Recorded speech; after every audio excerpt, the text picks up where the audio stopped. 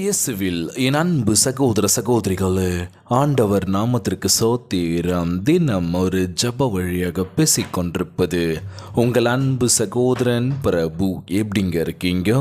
இன்றைய நாள் ஞாயிற்றுக்கிழமை எப்படிங்க போச்சு? உங்களுக்கு மகிழ்ச்சியாக இருந்தீங்களா?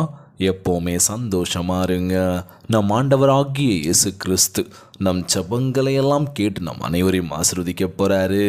மகளே மகனே கலங்காத, மனமுடைஞ்சி போகாத, நான் இருக்கேன், உன் கூட தான் இருக்கேன், தைரியமாக இருன்னு சொல்கிறது யாருங்க? நம்ம ஏசப்பா. ஆம் என் அன்பு சகோதர சகோதரிகளே, ஆண்டவருக்கு எப்பொழுதும் முதலிடம் கொடுங்கள்.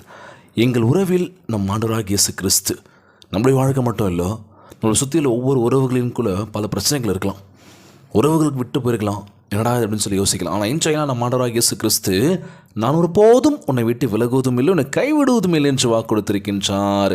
என் வாழ்க்கையில் உறவுகள் என்னை கைவிட்டனர். என் குடும்பத்தில் எனக்கு அன்பை கொடுக்க யாராலும் முடியவில்லை.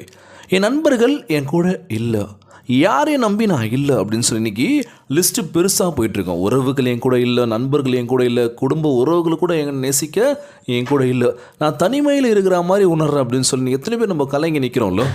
ஒற்றுமையாக சமாதானமாக இருந்த தருணம் பிரதர் ஒரு காலத்தில். ஆனால் இப்போது யார் யார் எங்கே இருக்காங்கன்னு தெரியல, ஒவ்வொரு திசையில் இருக்காங்க பிரதர். என்ன பண்ணுறதுன்னு தெரியல. என்னால் என்ன செய்ய முடியும்னு சொல்லி ஒரு கேள்வி ஒன்று இருக்குது.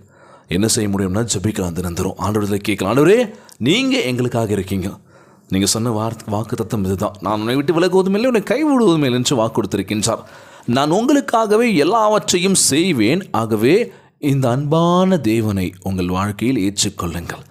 ஒவ்வொரு நாளும் ஆண்டவருக்கு முதலிடம் கொடுக்கணும். அவர் தான் ஃபஸ்ட்டு ப்ரிஃபரன்ஸ் நம்முடைய வாழ்க்கையில். அவர் இல்லாமல் நம்ம இல்லைல்ல. தேவனுடைய வார்த்தையை நம்ம கேட்கணும், தியானிக்கணும், ஜெபிக்கணும், ஒவ்வொரு விஷயம் நம்ம பண்ணணும். அப்படின்னா என்ன பண்ணணும்? கண்டிப்பாக பண்ணணும். இந்த 40 நாள் போயிட்டுருக்குல்ல, கடந்து போயிட்டுருக்கோம். ஒவ்வொரு விஷயம் நம்ம கற்றுக்குறோம் வாழ்க்கையில். ஆண்டவர் வாழ்க்கையில் பொறுமையாக இருந்தார்ல. அவரை திருப்பிடுகின்ற பொழுது கூட அவர் எவ்வளோ சொல்லி நமக்கு எஞ்சி இது பண்ணிக்கலாம். என்ன பண்ண நான்? என்ன அவ்வளோ பெரிய தப்பு பண்ண நான்? என்னையே நீங்கள் இப்படி தண்டிக்கிறீங்க? நான் கொலை செஞ்சேனா இல்லை யாராச்சும் நான் எதனா பண்ணனா அப்படின்னு சொல்லி கேட்டிருக்கலாம். ஆனால் அவர் எந்த தவறுமே செய்யலை. மக்களுக்கு நல்லது பண்ணார், நல்ல அற்புதங்கள் செஞ்சார். ஆனால் பிடிக்கலல்ல. நம்ம வாழ்க்கையில் இது மாதிரி தாங்க. நம்ம நல்ல விஷயங்கள் பண்ணிக்கின்ற பொழுது வேடிக்கை பார்த்து வாய் பொலந்து பேசுகிற ஒரு கூட்டம் இருக்கும். என்ன பெருசாக நல்லது பண்ணுறான் அவன், இவனை பற்றி எனக்கு தெரியாது, ஒரு காலத்தில் இவன் இல்லாமல் போவான் பாரு அப்படின்னு சொல்லி என்ன பண்ணுவாங்க? இசுதுன்னு பேச ஆரம்பிப்பாங்க. அதெல்லாம் பெருசாக எடுத்துக்கவே கூடாதுங்க. நம்ம ஆண்டவராகிய இயேசு கிறிஸ்து பொறுமையாக இருந்தார். நம்மளும் பொறுமையாக இருந்து என்ன பண்ண போகிறோம்? பேசின வாயெல்லாம் நம்ம அடைக்க போகிறோம். இன்றைய நாள் ஜெபம். உலகில் வாழ்கின்ற எல்லாருக்கும் நம்ம ஜெபிக்க போகிறோம். சோர்ந்து போகாதீங்க.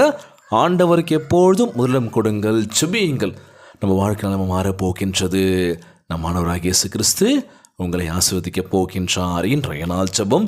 உலகில் வாழ்கின்ற எல்லாருக்கும் நம்ம ஜெபிக்க போகிறோம். ஜெபத்திற்குள்ளாக பயணிப்போமா? எங்களை மிகவும் அதிகமாய் நேசிக்கின்ற அன்புள்ள ஆண்டவராகிய இயேசுவே, இன்றைய நாள் வாக்குறுதி வசனத்திற்காக நன்றி ராஜா. ஆண்டவரே, எனக்கு அனைத்தையும் கொடுத்ததற்காக நன்றி ராஜா. என்னால் முடியாததை நீர் செய்வீர் என்பதற்கு நன்றி ஆண்டவரே. என்னிடம் உள்ள அனைத்தையும் கொண்டு உம்மை நம்புகின்றனப்பா. எப்போதும் உம்மையே முதன்மையாக வைக்க கிருபை தாங்க இயேசப்பா.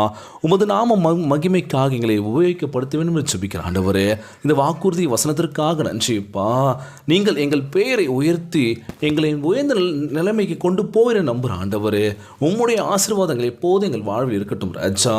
எங்களை ஆசீர்வதிப்பீராக. இந்த ஜெபத்தை கேட்டுக்கொண்டிருக்கின்ற அன்பு சகோதர சகோதரிகள், என் அன்பான உறவுகள் எல்லோரையும் பார்த்துக்கோங்கப்பா. யாருக்கு எந்த கஷ்டங்கள் துன்பங்களை கொடுத்துறாதீங்க ராஜா. நோய் நொடியினால் அவதிப்பட்டு கொண்டிருக்கின்ற ஒவ்வொரு சகோதர சகோதரிகளை உமது கரங்களால் தொட்டு நோயில் அகற்றி போடுவீராக. உம்மால் கூடாத காரியம் ஒன்றுமில்லை ஆண்டவரே. எல்லாம் கூடுவேன் நம்புகிறேன் இயேசப்பா. எல்லோரையும் ஆசீர்வதிங்கப்பா. இன்றைய நாள் ஜெபம் இயேசுவின் விலையேற பெற்ற நாமத்தினாலே ஜெபிக்கின்றேன் நல்ல பிதாவே.